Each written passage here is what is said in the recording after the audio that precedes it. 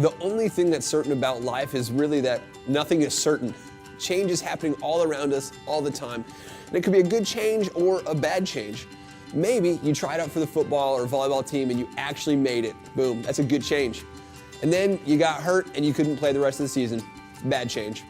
Maybe you got some news that you're gonna move to a new city. That could be great news if you're looking for a fresh start, or devastating news if you love where you're at. Maybe you had a change of friends lately and that new friendship was a great thing for you.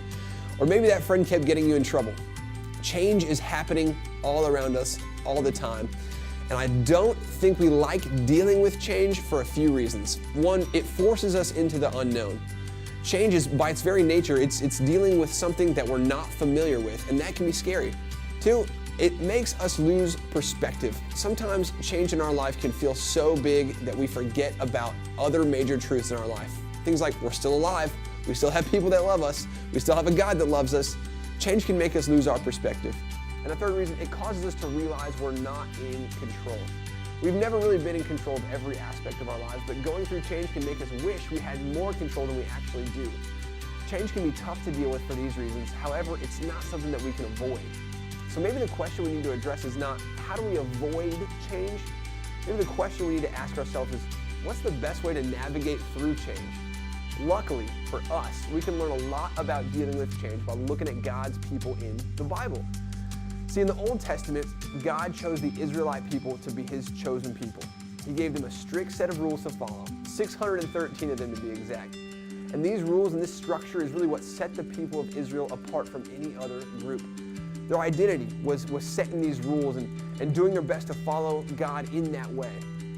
Fast forward a few centuries to when something revolutionary happened. God entered the world as a real flesh and blood human, a person named Jesus. You might have heard of him.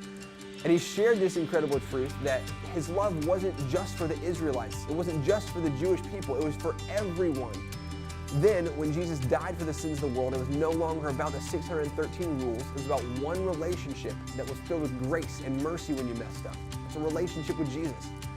This may not seem like a huge deal to us now, but back then this change was major. And people were starting to have questions about this major change. To some people, it probably felt like God Himself wasn't the same, like He changed on them.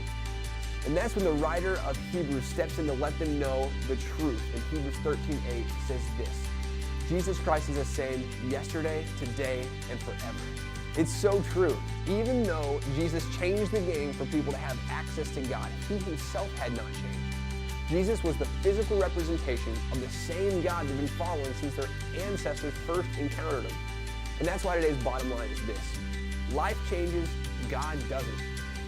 Something that helps me overcome the fear of change in my own life is when I can know that no matter what, God is still the same and He still thinks the same of me. There's a reason He's called the Rock. He doesn't move, He's unwavering, and He's constantly in this perfect state of love towards me and you. That means that the same Jesus that sees your darkest sins is the same Jesus that chose to go to the cross for you. Jesus saw my future sins and still made a decision to die for me. And that's a huge relief for us in our ever-changing world and life that's full of ups and downs and uncertainty. We can know with full confidence that even though life changes, even though circumstances change, Jesus doesn't, and neither does His love for you. I'm excited for you to talk about this more in your life groups, which you are now dismissed to go to.